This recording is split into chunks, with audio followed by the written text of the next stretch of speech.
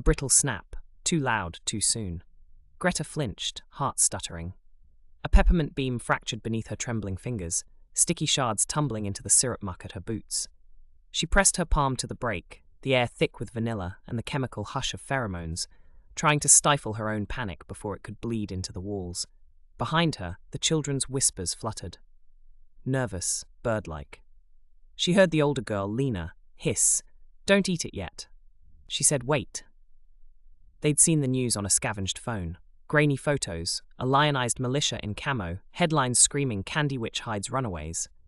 Greta's sanctuary now a punchline, a threat, a trigger for men with guns and parents with fists.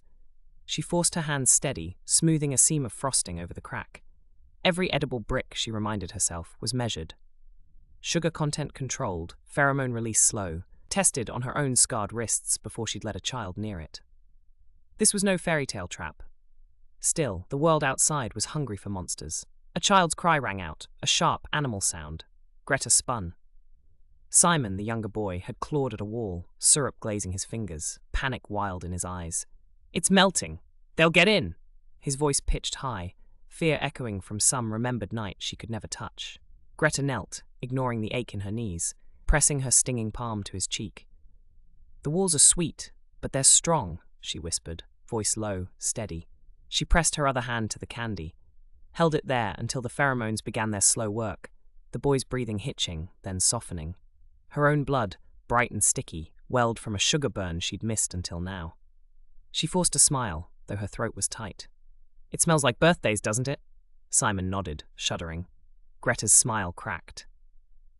She'd never asked if he'd had one. A low rumble sounded from the forest's edge, distant, but wrong. Greta's body tensed. She wiped blood and sugar on her skirt, rose, and surveyed her fragile kingdom, every wall a prayer, every sweet scent a shield. At the edge of the crystalline canopy, shadows shifted. "Lena," she called, voice sharp as peppermint, "gather the others, stay together." She turned back to her work, hands raw, heart braced. The world outside was coming. She pressed a fresh beam into place, half prayer, half defiance. "They always think sweetness is a trap," she muttered, and the sugar trembled in her grip. From the woods, the sound of voices, closer now. A low, insectile whine sliced through the syrup-wet hush of the swamp. Greta froze at the kitchen island, paring a bruise from an apple with the steady hands of a surgeon. She didn't look up, but the children did. Hansel's knuckles whitening on the porch rail, Gretel's socks already sugar-stained at the toes. The drone hovered above the tree line, lens glinting, indifferent. Its shadow flickered over the mosaicked candy glass, over the syrup-glossed shingles, over Hansel and Gretel hesitating on the threshold. The house shimmered, a thing too sweet for this world, all marzipan trim and cola bottle windows, beauty built from the refuse of old parties and the discipline of a chemist. Greta watched the children through the glass. Heart hammering, she saw the calculation in their posture. Run, or trust. "Inside," she hissed, voice shredded by urgency. The siblings exchanged a look. Years of neglect in the pause, and stepped over the threshold. The door shut with a click, sealing in a velvet cloud of vanilla and engineered calm. Online, the clip metastasized, children vanishing into a sugar palace, the porch light tinting their faces blood-red through cherry glass. The comments came faster than rot. Witch, butcher, gingerbread crone, each one a stone thrown from the safety of anonymity. A news anchor's voice, lacquered in cheer, looped the footage. From above, the structure looks good enough to eat. Greta locked the deadbolt. "Take your shoes off," she said, her voice too gentle, too practiced. Hansel's eyes flicked to the lollipop banister, the licorice seams in the floor. "It smells like fairs, not like home," he whispered, as if apology could make the memory of hunger vanish. The drone's whine faded, but a new sound rose.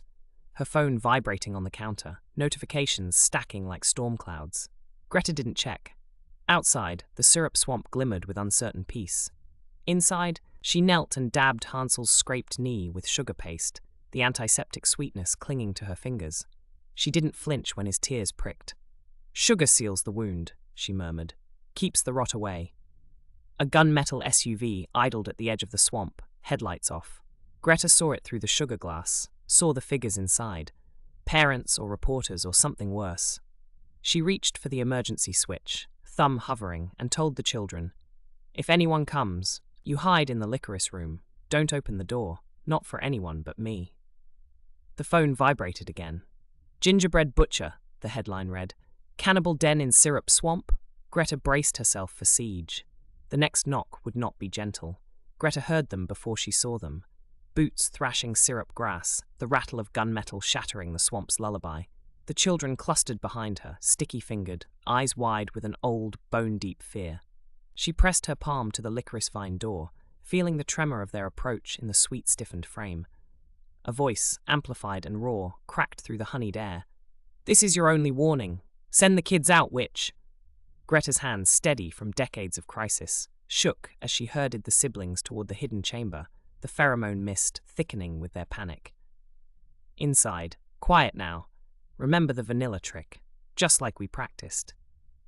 She kissed the youngest's syrup-crowned head, tasting the sharpness of terror beneath the sugar. A flashlight's beam sliced through the sugar glass window. Greta glimpsed the mob, faces painted in blue glow, rifles haloed by peppermint porch lights, outrage curdling the air. One woman, eyes wild, cheeks sunken, brandished a phone like a spellbook, live-streaming the siege for a ravenous audience. A rifle butt pounded the door, licorice vines quivering.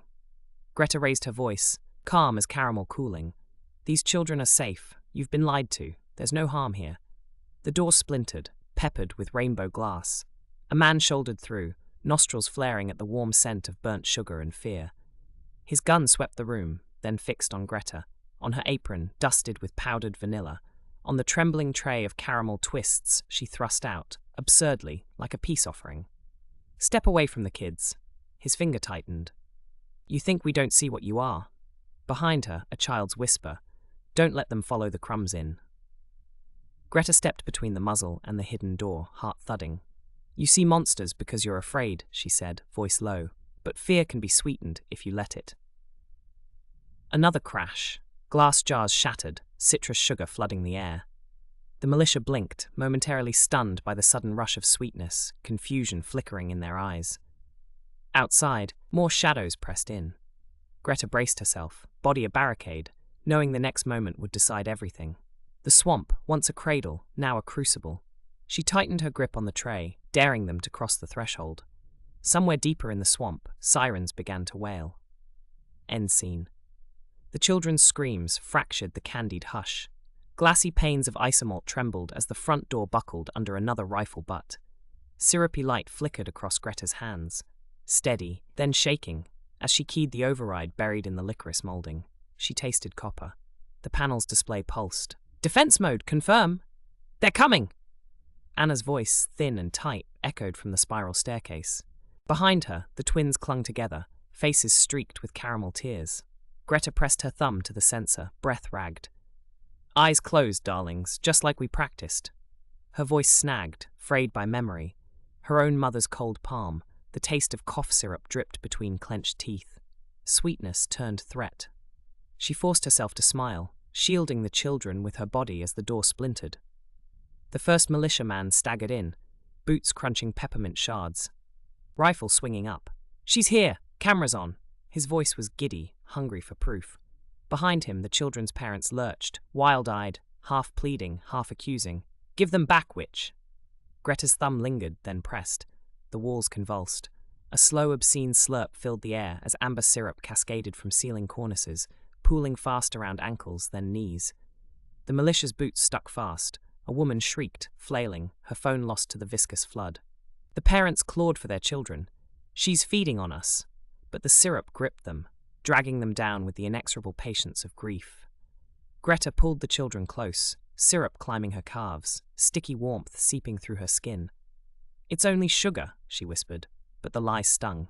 The pheromone mist thickened, meant to soothe, now mingling with the sharp tang of panic. Outside, more fists pummeled the windows, faces distorted by refracted gold. Inside, the world slowed, gun barrels useless, voices muffled, fear trapped in amber. Greta watched her sanctuary dissolve, comfort weaponized, love curdled to necessity. The children's eyes, wide, uncertain, searched her face, protector, witch, mother, monster. Overhead, the emergency beacon flashed crimson through syruped glass. Greta's hand hovered near the next switch. Lockdown, irreversible. Outside, the mob's roar grew. Inside, silence pressed sweet and suffocating. She steeled herself. "Close your eyes," she said, voice breaking. "We're not done yet." A wall of black vests and riot shields sliced through the syrup mist. Red dots jittered over caramel walls, rifles up, faces unreadable behind sticky glossed visors. Greta blinked through the haze, arms instinctively spread, her body a trembling barricade between the cowering children and the invasion. The children clung to her skirt, their eyes wide, candy-crusted lips pressed tight to smother sobs. Somewhere behind the tactical line, the parents howled, waving kitchen knives and accusations, their voices raw with chemical rage. "Hands where I can see them," barked the SWAT leader, boots sinking with a slow, obscene squelch into the molasses floor. The room stank of burnt sugar and gun oil, the old comfort now soured, every sweet surface smeared with footprints and fear. Greta raised her hands, palms sticky, voice cracking. "They're just children. Please, let me explain." A laser sight skittered over her chest. "Step away from the miners, ma'am." The officer's voice wavered, the tremor lost in the syrup-thick air. On his shoulder, a body cam's red eye blinked, swallowing every movement for a hungry, unseen crowd. Behind Greta, the oldest boy, the Hansel, palmed a shard of candy glass, knuckles white. He met her gaze, a question, a plea. Greta shook her head, barely perceptible. Not yet, not violence. The parents shrieked, "She's poisoned them. She's the witch. She drugged us all." The words echoed, amplified by live streams outside, each syllable fueling the legend. A SWAT officer knelt, reaching for the smallest girl. She recoiled, pressing sticky hands to her face, whimpering. Greta fought the urge to run, to shield her, but the rifles twitched. Her movement could make her monster or martyr in an instant. "Let me show you," Greta begged, voice low. "The candies. They calm, they heal. Test them, please."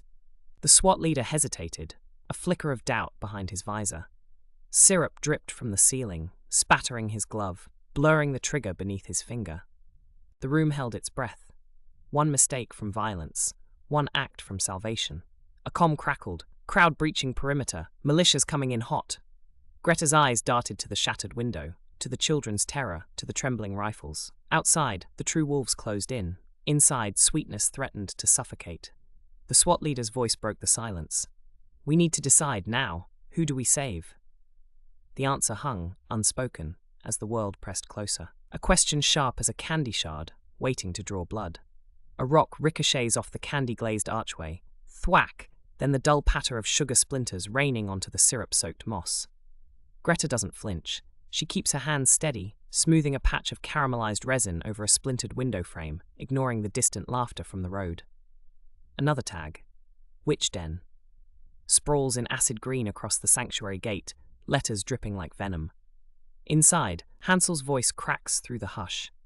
"Gretel needs more strips," he calls, clutching a glucose monitor, his hands trembling but sure. The girl beside him sits cross-legged on a licorice mat, her knees raw but healing. Greta wipes her palms on her apron, pushes through the peppermint-beaded curtain.